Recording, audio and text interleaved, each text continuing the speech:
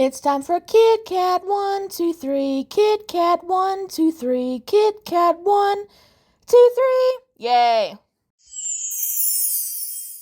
The competition was fierce, and these are the new tunes who are loud enough, wild enough, freaky enough to star in their very own Nicktoons. Oh, yeah. Oh, yeah. Oh, yeah. Cartoons. It's Oh Yeah Cartoons, 3 different Nicktoons in every show. You wanted edgy new Nicktoon stars? You got 'em. Oh Yeah Cartoons, weekends at 6:30 on the home of the Nicktoons, Nickelodeon. Hello, everybody, and welcome to the next installment of the Nickelozone. Today we'll be going over Oh Yeah Cartoons. Oh Yeah Cartoons is the 10th Nicktoon I'll be covering for this series, and is an animated anthology series created by Channel Frederator founder and former MTV creative Fred Siebert. It aired for 3 seasons and 34 episodes from July 19th, 1998 to August 30th, 2002. It was pretty much an inter-channel spin-off of Cartoon Network's pilot program, What a Cartoon. Both programs showcased pilots for cartoons and miniseries that were intended to spin off into full-fledged cartoons on either channel, so Cartoon Network or Nickelodeon. 3 shows are spun off into full series from Oh Yeah Cartoons, those being Chalk Zone, The Fairly Odd Parents, and My Life as a Teenage Robot. One series would have installments on both Oh Yeah Cartoons and What a Cartoon, Rob Renzetti's Amina and the Count. Overall, I wasn't entirely impressed by Oh Yeah Cartoons. Most of the pilots showcased were nothing really special. I'll go over the best and worst in a little bit.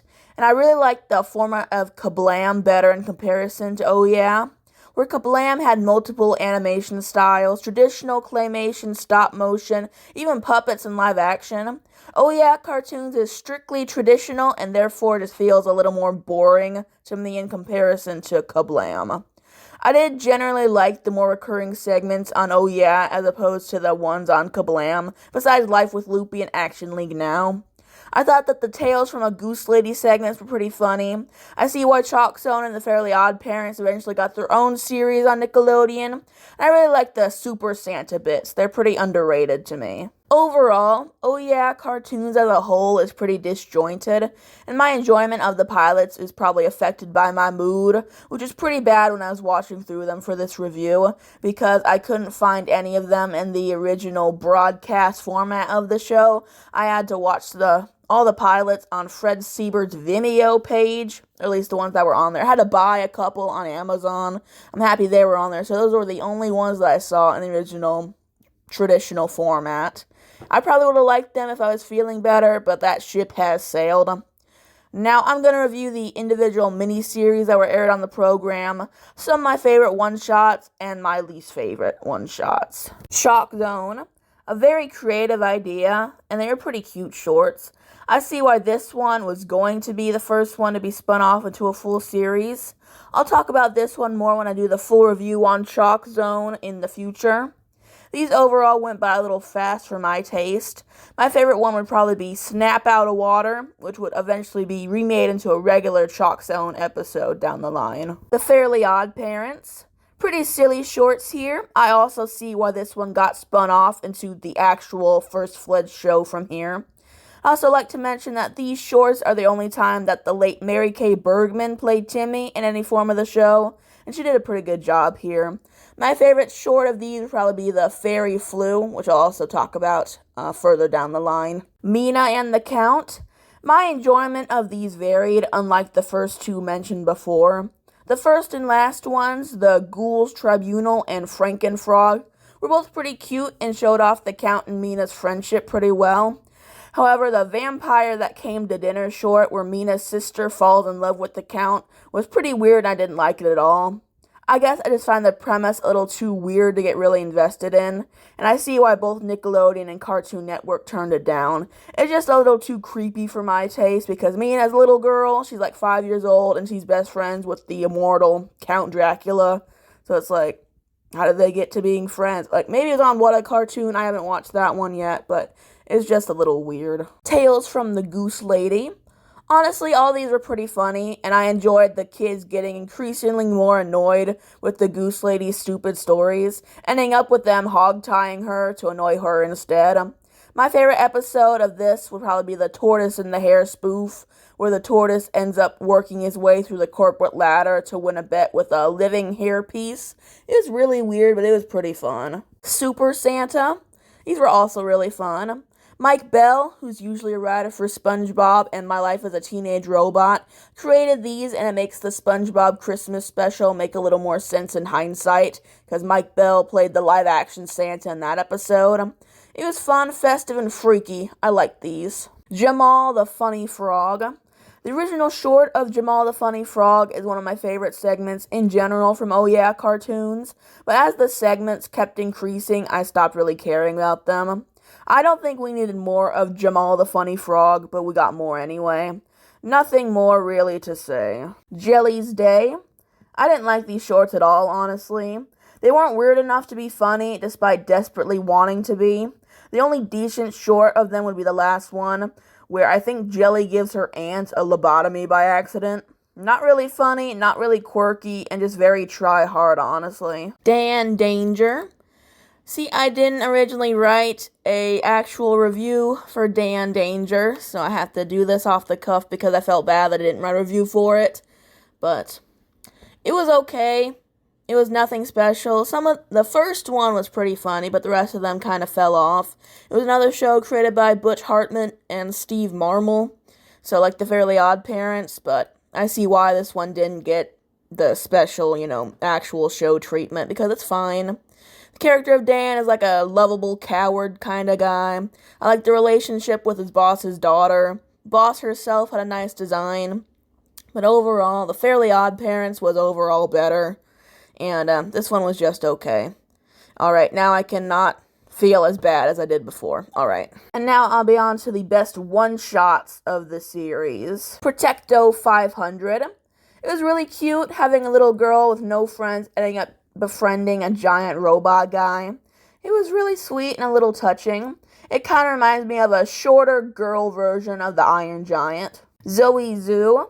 Another cute one, and one of the only cartoons co-created by a woman. Zoe in this kind of reminds me of when I was a kid, always reading and obsessed with having another sibling.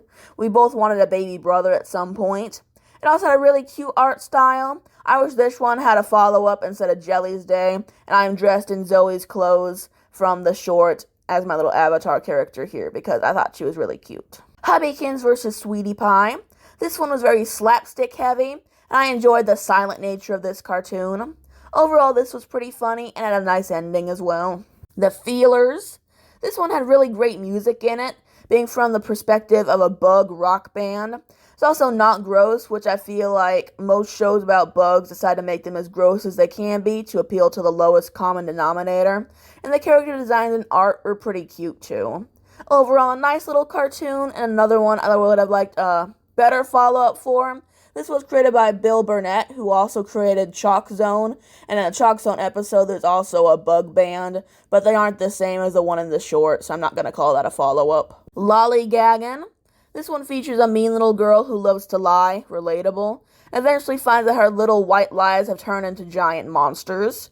I also really like the character designs here. They remind me of a Nickelodeon comic called Patty Cake, especially the one of Lolly herself. I'm assuming that they were made by the same person, but I'm not sure. I also like the end where Lolly admits all her lies to her parents, who turn out to have even bigger lie monsters following them around. Pretty interesting premise, and I love Lolly as a character. And now we're on to the worst one-shots of the series. Zoomates. This was made by Seth MacFarlane. I wasn't expecting Citizen Kane, or at least SpongeBob. It was boring, unfunny, and stupid. Overall, typical MacFarlane tripe, except with less rape jokes. The Tantrum. The main character annoyed me, and I wanted to punt him into the sun. Nothing else really to say here. And now for my ultimate least favorite one-shot, it's Ask Edward All About Babies. I thought that this one was annoying, very androcentric. The boys immediately assume that they're getting a baby brother and not a sister, and honestly, it's kind of pissed me off. And honestly, it's kind of misogynistic. The dog brother's mom looks like Mrs. Incredible and defers the baby talk to her husband.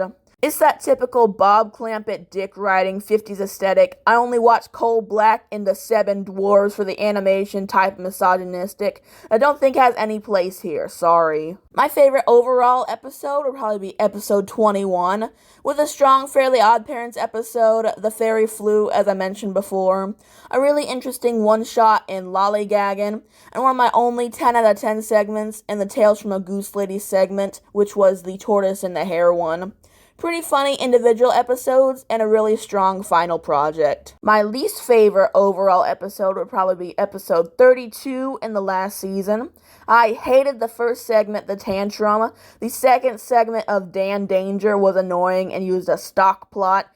Character must go back to high school, middle school, elementary, college, trade school, business school, law school, preschool, whatever, for some convoluted reason, and it wasn't funny.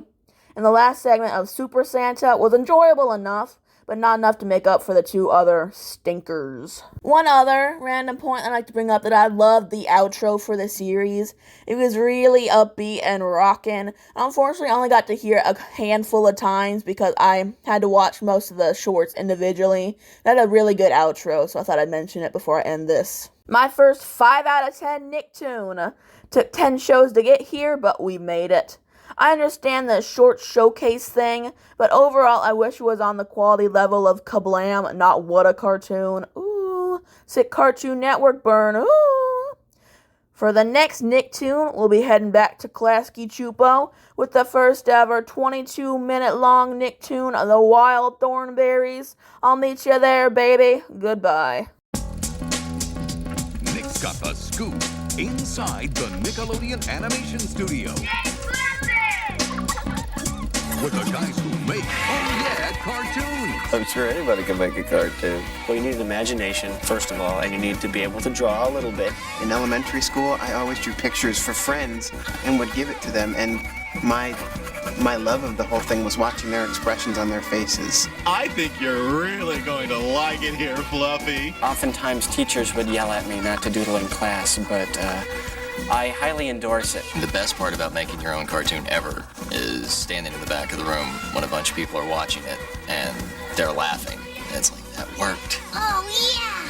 That worked great! It all comes together on Oh Yeah Cartoons.